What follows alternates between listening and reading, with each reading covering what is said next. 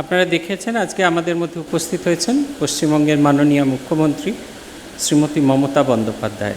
শ্রীমতী বন্দ্যোপাধ্যায় মহারাজের বিশেষ অনুরাগিনী। আজকে তিনি এসেছেন এই স্মরণ সভায় যোগ দিতে। আমরা তাকে কিছু বলবার জন্য অনুরোধ করছি।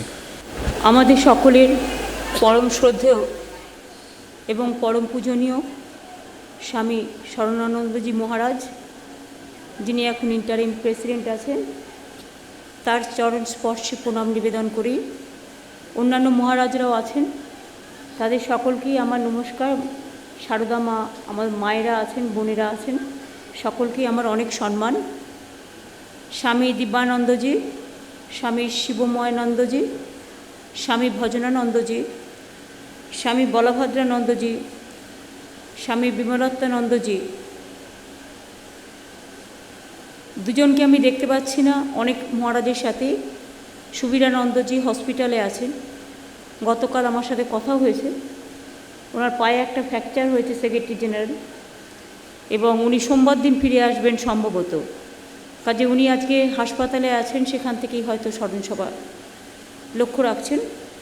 আর সুহিতানন্দজিকেও আমি খোঁজ নিলাম, তিনিও আগে জেনারেল সেক্রেটারি ছিলেন, এখন ভাইস প্রেসিডেন্ট হয়েছেন, তিনিও বিদেশে আছেন।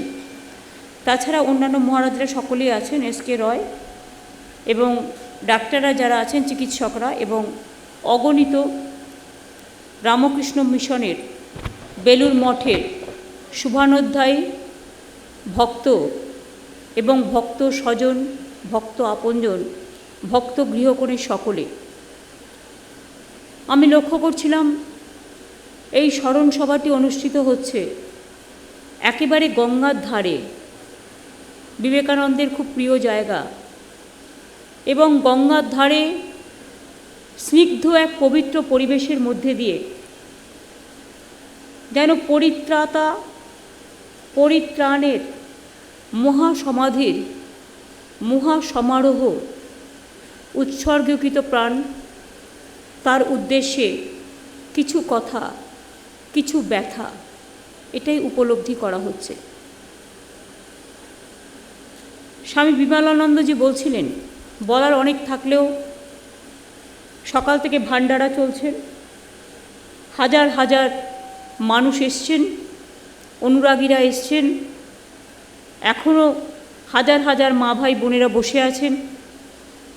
তারা উপলব্ধি করছেন, কিছু একটা স্পর্শ করছেন, কিছু একটা ভাবছেন, কিছু একটা উপলব্ধি করছেন, কিছু একটা অনুভব করছেন, যা আমরাও করি সবসময়।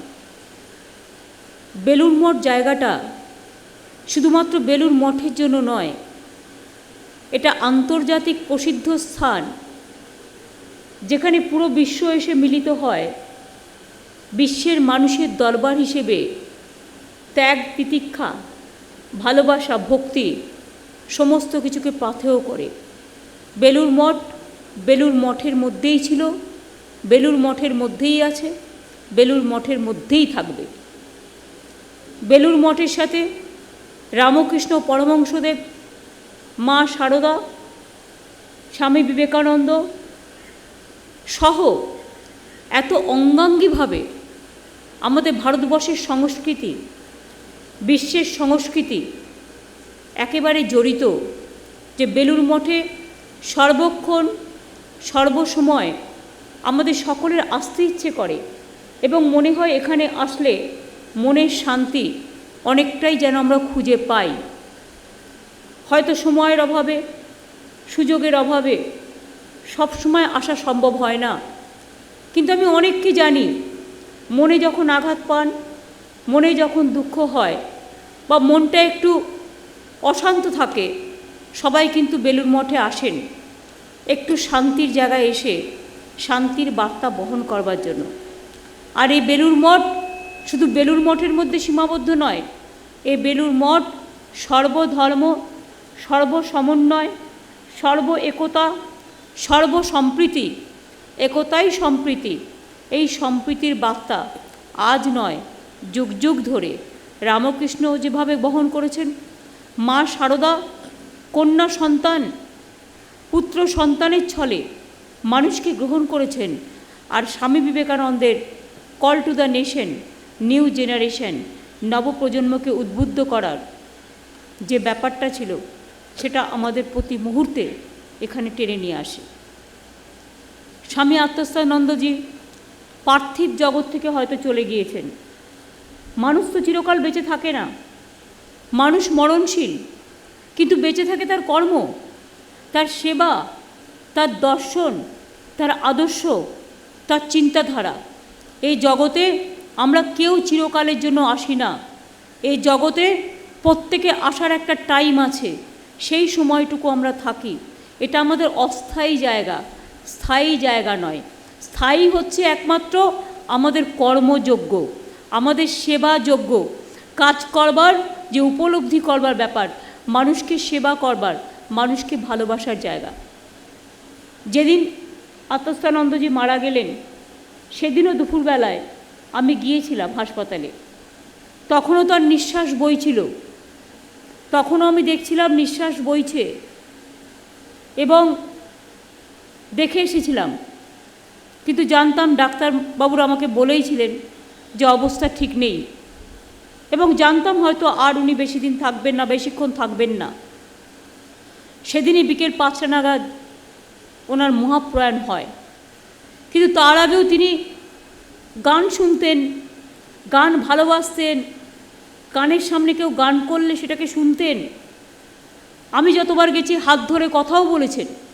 দীর্ঘদিন ধরে তিনি হাসপাতালে ছিলেন এবং চকলেটও দিতেন, লজেন্স দিতেন, এগুলো আমার খুব মনে পড়ে। কিন্তু গত 1 বছর হয়তো বলবার ক্ষমতা হারিয়ে ফেলেছিলেন, বা উপলব্ধি ক্ষমতা অল্প অল্প থাকলেও নিজেকেই নিজে সরিয়ে নিচ্ছিলেন, হয়তো আর পারছিলেন না। কিন্তু আমার একটা কথা খুব মনে পড়ে, আমি যখন 2011 নির্বাচনের পর আমি ওনার সাথে এসে দেখা করলাম, এই বেলুর মঠে এসে ওনার ঘরে, উনি আমাকে অনেকগুলো লজেন্স হাতে দিয়ে বললেন, তুমি কিন্তু প্রতি মাসে একবার করে আমার কাছে আসবে। কেন বলেছিলেন আমি জানি না, হৃদয় দিয়ে কথাটা কিন্তু বলেছিলেন। এবং ওনার কথা মনে পড়লেই আমি ফিরে যাই সেই জায়গাটায়, যে প্রতি মাসে একবার করে এসো। হয়তো প্রতি মাসে আসতে পারি না, কিন্তু কখনো সখনো নিশ্চয়ই আসি। কাজেই একটা শিশুসুলভ আচরণ, দেখলেই একটা ভক্তি, একটা পবিত্রতা আমার হৃদয়কে জুড়ে থাকতো। আজকে সেই মানুষটি নেই, কিন্তু তার কথাগুলো বেঁচে থাকবে, তার উপদেশ বেঁচে থাকবে। তিনি একজন কর্মযোগী ছিলেন। সেবা যেমন পরম ধর্ম, জীবজ্ঞানের মধ্যে দিয়েই শিবজ্ঞান প্রতিপালন করা, অথবা জীবজ্ঞানের মধ্যে দিয়েই মানুষকে ভালোবাসা সেবা করা, একটু আনন্দ দেওয়া। সাথে সাথে তিনি দক্ষ প্রশাসক ছিলেন, যেটা আমরা বলি গুড গভর্নেন্স।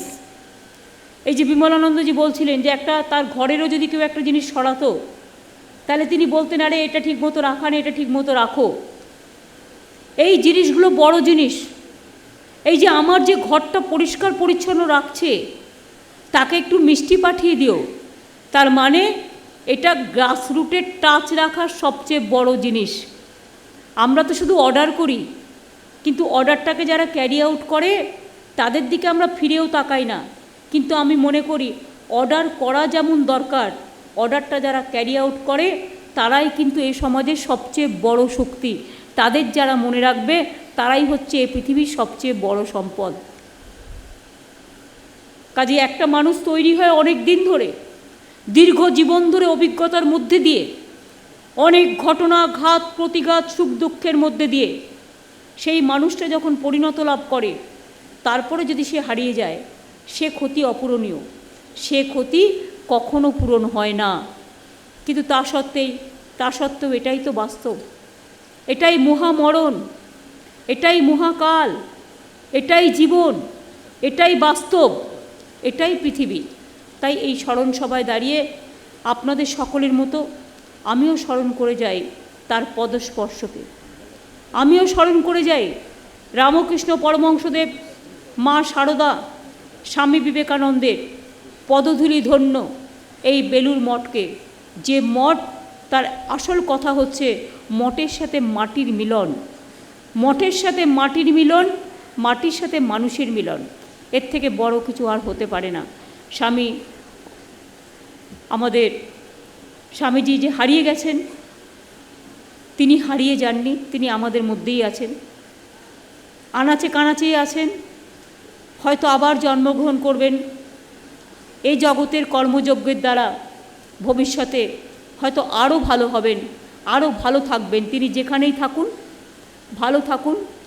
আত্মস্থানন্দজির স্মরণ সভায় দাঁড়িয়ে আমি সকল মহারাজদের, যারা ঘরবাড়ি ছেড়ে, সমস্ত আনন্দ ছেড়ে, সমস্ত সেবার কাজে নিজেদের নিযুক্ত করেছেন, তাদের সকলকে আমি প্রণাম জানাই।